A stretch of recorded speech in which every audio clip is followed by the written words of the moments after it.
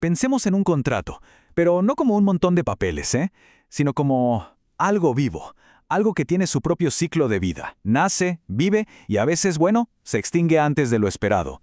Hoy vamos a meternos de lleno en esa vida secreta, porque la historia de por qué un acuerdo legal falla es mucho más interesante de lo que uno se imagina. Y para que quede claro, todo lo que vamos a ver hoy está basado en material académico, específicamente de la Universidad FASTA, así que vamos con una buena base para entender esto a fondo. A ver, ¿qué pasa cuando un trato o un contrato sale mal?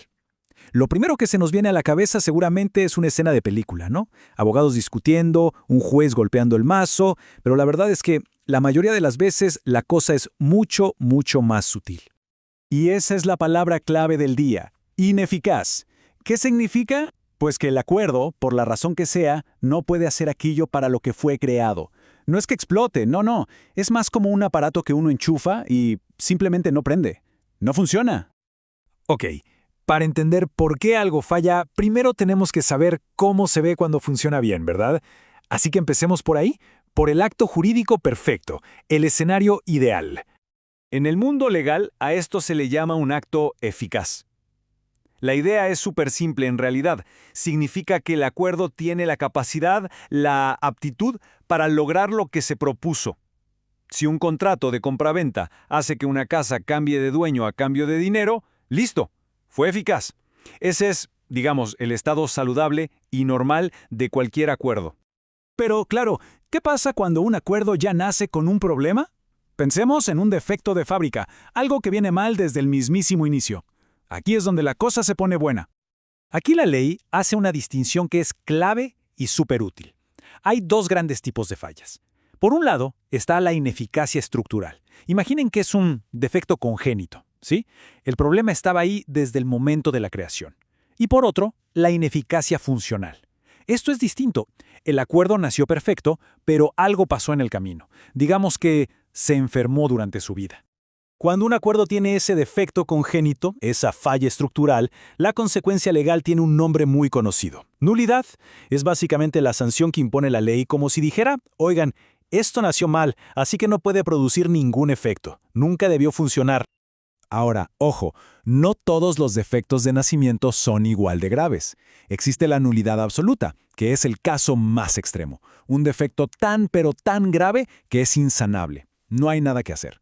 Pero también está la nulidad relativa, que es una falla menos severa, un problema que a veces se puede curar o confirmar para que el acuerdo al final sí sea válido.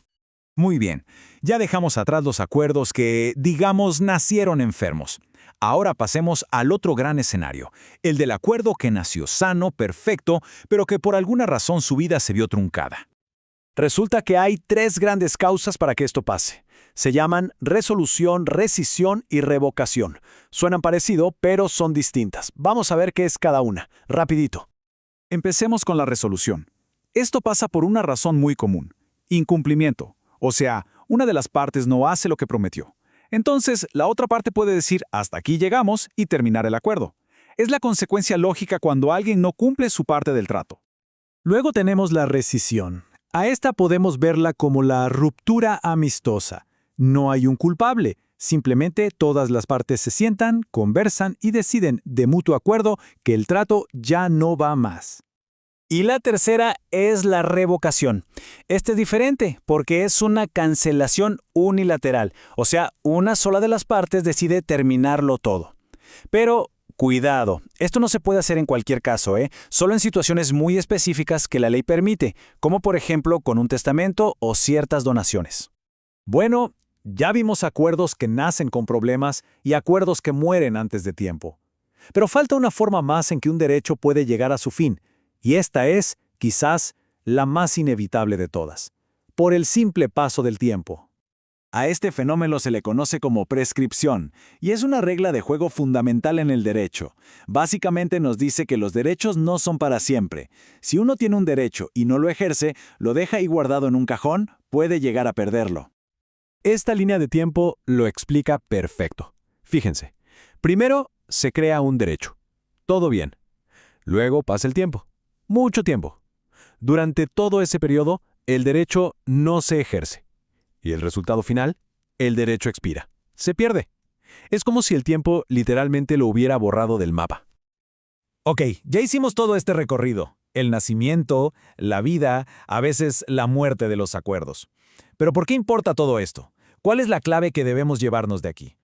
Esta tabla lo resume todo de una manera genial. Al final del día, todo se reduce a dos grandes caminos. El camino estructural, que es el defecto de nacimiento, y su consecuencia es la nulidad. Y el camino funcional, que son los problemas que aparecen durante la vida del acuerdo. O nació mal, o se enfermó después.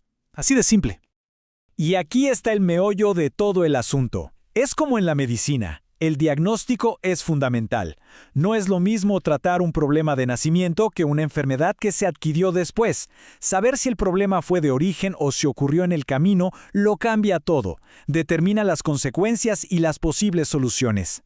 Así que la próxima vez que un trato o un acuerdo se venga abajo, la pregunta que hay que hacerse es esa. ¿Nació roto o se rompió en el camino? Porque entender esa diferencia, créanme, no solo sirve para el derecho, es un modelo mental súper potente para entender por qué las cosas, en general, a veces simplemente no funcionan.